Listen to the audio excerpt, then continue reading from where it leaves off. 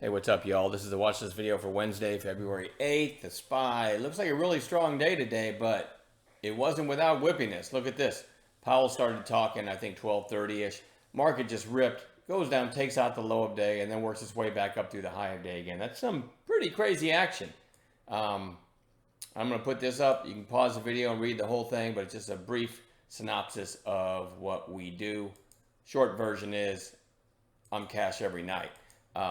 All right, so I always start with the daily charts to look for intraday setup. So I'm going to give you the list for Wednesday that I'm going to be watching, and we'll add gappers always too, and make the list a little bigger in the morning. But we don't know what's gapping tomorrow yet. Anyway, CVNA, Carvana, just another day with a lower high, but it had a nice little short squeeze here, and it could decide to recontinue that. So if I get a proper setup, I'll try a long trade in CVNA. Same thing with SI. Both of those, by the way, have huge short positions, CVNA and SI.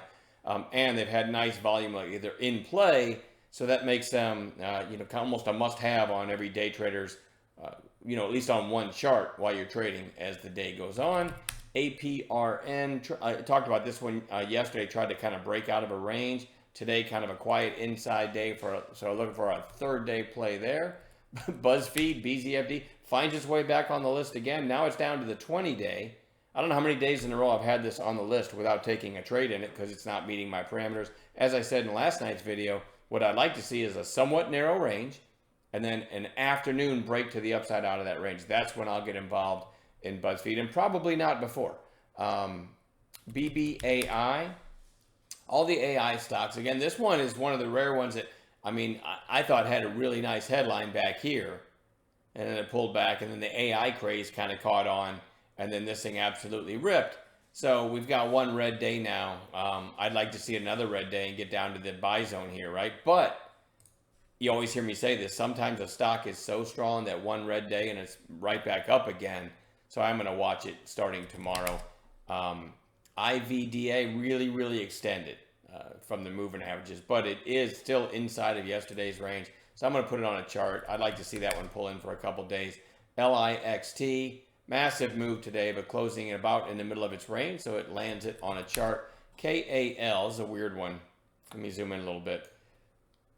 Had this big pop, but gave it all back 3 sessions ago. Then a gap up, a pop, but gave most of it back. And then today the gap down and a solid close. So I think it's got a tiny float, which may be the only reason it's running. You never know with day traders, right? But anyway, I'm going to keep it on a chart.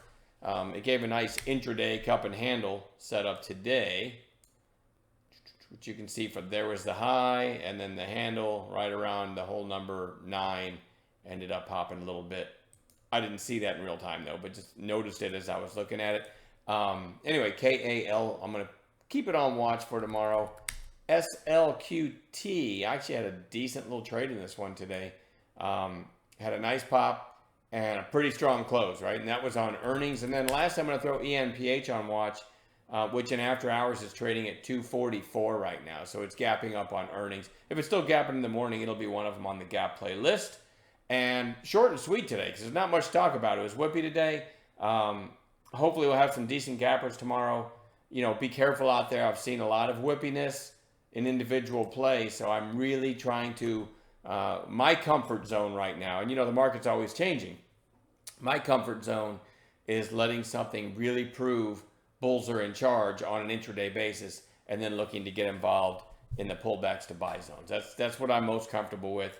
I've even started doing some of my lifting and exercise in my office in the first hour, so I can let things calm down. I'm still in front of the screens and I can still trade, but I'm less, it's keeping me from, trying to take a 2-minute red to green on a morning gapper, which right now, as we all know, are being, it's too whippy. It's not even worth a shot, right? So it's keeping me out of trouble. Anyway, I'm going to leave it at that. I'm done babbling. We'll see you guys in the chat room in the morning.